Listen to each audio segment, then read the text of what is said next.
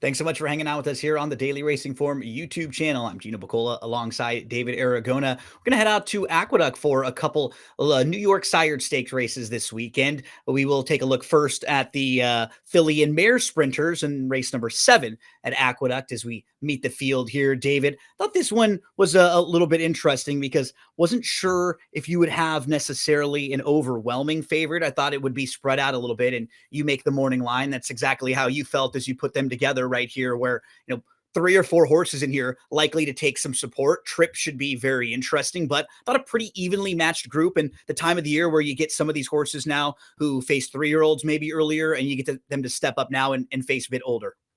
Yeah, hard to keep track of the names of all these Stallion Series races. It feels like they switch them out every year. This is the Staten Island division, and yeah, what you said was dead on. I had a lot of trouble making the morning line for this race because you get horses coming from all different levels. They don't run this condition that much. This for horses that are by stallions standing in New York, so a little different than a traditional New York bred, state bred race.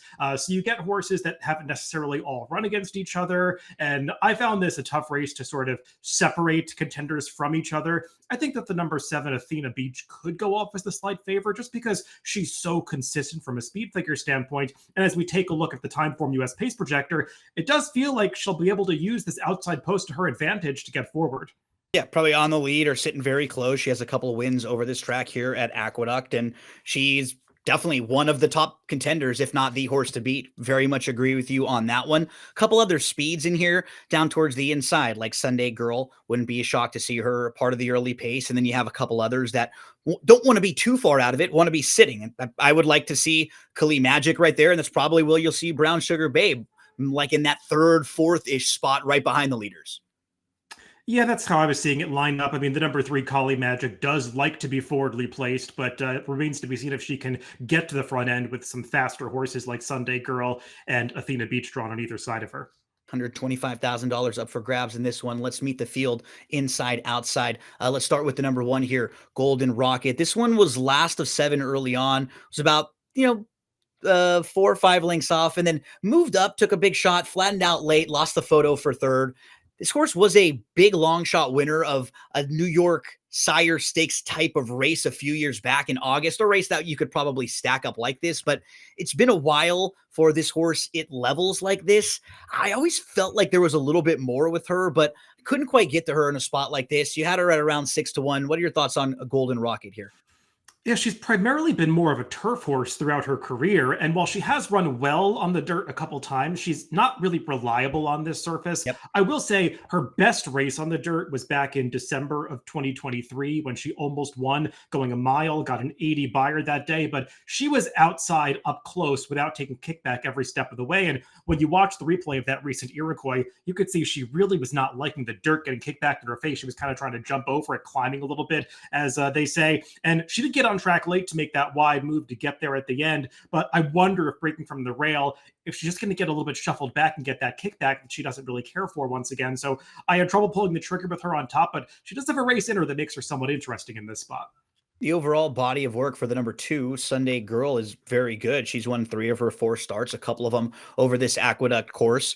Now, you just wonder with her coming off a bit of a layoff. We haven't seen her since July, and now she's going to go from 5.5 to 7. We've seen her win at 6 and 6.5. That's probably the biggest concern I would have with her, dealing with some other speed in here. Can she deal with that down on the inside and get the 7 furlongs? How do you think she stacks up? As this was a pretty impressive win on July the 11th. And what was nice about this also, David, as we watch it, she showed she can sit off the pace a little bit, at least going shorter at 5.5. Yeah, she looked good this day. I will say this was an off the turf race where she got in as an MTO entrant, was primarily facing horses that were entered for the turf. I think the only other horse that was intended for the dirt here, Bank on Anna, has been way off form lately. So facing a much tougher field in this spot than she beat in that last race. And she's just going to have to get a little bit faster from a speed figure standpoint. She certainly can as a 3-year-old who's now deep into her sophomore season. This is typically when we start to see horses reach their peak performances. But my main concern with her was the 7 furlongs. Just feels like a little bit of a stretch of her stamina. She couldn't get it against slightly tougher competition in the Bowery 2 back, and she's got speed to her outside in here. So I think the trip is going to be key for her. David, I thought the 3 Khali Magic was a little bit interesting in here. A horse who got pretty good earlier in the year, won 4 of 5, and overall is a horse who likes to win races, a 10-time winner. If you're just looking at some of the races that this 6-year-old mare exits, she faced a horse most recently named Nick Style, who is now 4 for 5 for Bill Mott, and who earned a 98 Beyer speed figure, I think, in the most recent race. Like a really, really nice quality horse. So just looking at some of the races she exits, I think from a class perspective, she fits well. It just comes down to the trip with her, right? There's a couple other speeds. She's probably not as fast as them. So I'm hoping she can sit maybe third or so in here. I think she fits pretty well. What do you think about her opportunity in this race? Yeah, I agree with that. I think from a class standpoint, she's probably the best fit for this race, and she's been keeping the best company coming into here. My concern with her is what you were highlighting at the end there, that she does seem like a horse that does her best running when she's up in the mix every step of the way, or setting the pace, or at least fighting it out in the front end. And I wonder if she's got the raw speed to keep up with horses like Sunday Girl or Athena Beach, or if she has to be ridden that aggressively, if that's going to take away from her finish, like we saw last time in the Pumpkin Pie, where she was facing much tougher company that day, but she didn't get to the front and kind of backed up to last. So I worry about that a little bit, but I do agree in some ways she's the horse to beat in this race. And one of those horses who could probably be sitting maybe right behind her in a similar spot and maybe be fit, cutting back from some of those mile races, is the number 4 Brown Sugar Babe, who just pretty tough to knock the recent form. I mean, on paper, overall, she just really looks like a horse who's going to project to get a good trip in here, sitting behind some of the speeds. I don't really have very many knocks on her. It seems like a nice fit at the level when you just go through her recent form. And overall, she has a couple excuses, but I think I picked her second in this spot. David, I just, yeah, don't have many knocks in what I thought was a competitive race, and she's in that top tier for me. Yeah, she didn't really shape up as this kind of horse earlier in her career, but she's just improved steadily over the course of her 3-year-old season, and definitely doing so in the barn of Jamie Ness. And she's now on 3 of her last 4. As you said, we're taking a look at her last victory here. Very impressive. The horse that's taking a run at her at the top of the stretch, Miss Lau, is a horse that has been on this steep upward trajectory since getting claimed by a very dangerous barn. And it looked like she might pose a threat to Brown Sugar Babe at the quarter pole, but she just turned her away and wins this race quite easily in the end. Has to turn back to the 7 furlongs here while stepping up in class, but the way that she's been improving her tactical speed over her last several starts, I'm not so concerned about it. I think she's going to get that right kind of mid-pack trip, and Jamie Ness has been pretty dangerous with the horses he sends over to Naira in recent years. Lisa's Vision is the number 5, who is multiple stakes place, but has recently been on the grass and was a winner last time out on the turf. Probably just a little better now than earlier on in the career, but I couldn't really get a sense of how to peg her in this spot. And you have her in kind of that tricky spot, from a wagering perspective, where I just didn't really know if she was a top contender, because I feel like she's coming into this in good form, but the body of work on the dirt and on the main track, I just wanted a little bit more from her. Yeah, she was third in this very race last year against a similar sort of field. Morning Matcha, I think, was the big favorite that day. And that's the best dirt race that Lisa's Vision has ever run, though she's primarily more of a turf horse. She's run her better races on the grass. And to me, she's just kind of a horse that you really wanted to have last time when she won here 9 days ago. She was probably an overlay at 11-1 that day, beating that field of turf horses. It just feels like they're taking a shot in this race again because she ran okay last year and she's eligible for it. Yep.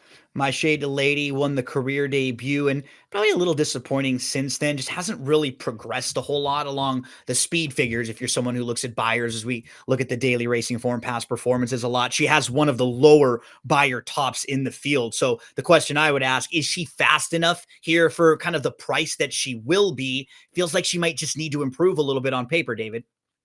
I want to be a little forgiving of this horse's recent form because, yes, she hasn't taken that step forward from a speed figure standpoint, but I would say, has she really had the chance to? Because her last few races, she's gone 9 furlongs a couple times. I don't think this is a horse that wants any part of a 2-turn mile and an eighth. Before that, she won going a mile, which is even a bit of a stretch for her. Then she was on the turf. Her last race where she was in the right kind of spot, going the correct distance, was when she was second to Sunday Girl in that New York Stallion Series stakes, same kind of level back in April, and I thought there was a bit of a speed bias that day, so I could make some excuses for most of her performances this year, and maybe she has taken that step forward, and we just haven't really gotten the chance to see it because she hasn't been in the right spot. Let's round out the field with Athena Beach, who we early had pegged looking at the pace projector as one of the major players in here. A couple wins at Aqueduct, speed from the rail last time out, cleared, faded. That was a solid group. This horse is a horse who has won at a mile, third at a mile and an eighth. So from a distance standpoint, should be no problem. Feel like one of the top contenders in here. Where'd you have Athena Beach stacking up with this group? I think she's solid. You kind of know what you're going to get from her. Probably a buyer in the low 80s at the very best if the trip works out for her. And the trip has worked out for her quite a few times recently. I mean, she's gotten some pretty soft paces to deal with in her allowance races going back through the summer at Saratoga. I thought she was pretty fortunate in a lot of her trips coming in to that Iroquois last time, where she had to deal with some tougher arrivals to her outside in the early stages, faded a bit at the end, but still ran okay against the tougher field in this one. So she's getting a bit of class relief. I think she makes sense in here, but I wouldn't want to take too short a price on her. So let's see how it all ends up with the selections. David, who are you going to put on top in this one? I just couldn't see past the razor sharp form of Brown Sugar Babe right now. It just feels like she's coming into this race at the top of her game. Interestingly, Ruben Silveira, who's been the regular jockey of both her and Khali Magic, lands on this one instead. He does ride a lot for Jamie Ness, so maybe that's not a big surprise. But I just thought she was the most likely winner. I am a little interested in my Shea D Lady for the reasons I was laying out, that maybe she's taken that step forward and just hasn't gotten a chance to show it yet. 4, 6, 1, 3 for David. I'll use the 3, 4, 1, and 7. Feel like those two in the middle of this field could get really nice trips, and maybe one of the two could offer a little more value. If either one sneaks through the cracks, that would probably be the one that I would play to win. Best of luck in race number 7 at Aqueduct on Saturday. Hey, let me give you a hot tip. If you liked the content that you've seen before, click on the like and subscribe button right here. And of course, for more DRF videos like Race of the Days, stakes previews, click on the videos right here.